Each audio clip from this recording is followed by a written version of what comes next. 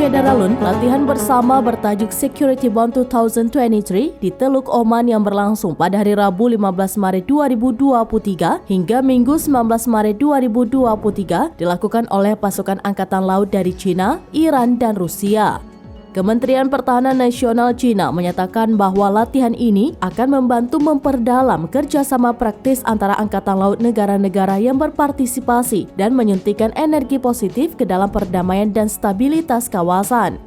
Beijing mengerahkan kapal perusak berpeluru kendali Nanning dalam latihan bersama itu.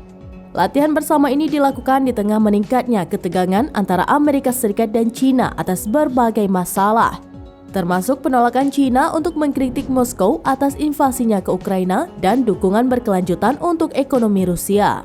Juru bicara Dewan Keamanan Nasional Amerika Serikat John Kirby mengatakan Gedung Putih tidak khawatir dengan latihan gabungan tersebut karena ini bukan pertama kalinya Rusia dan China berlatih bersama.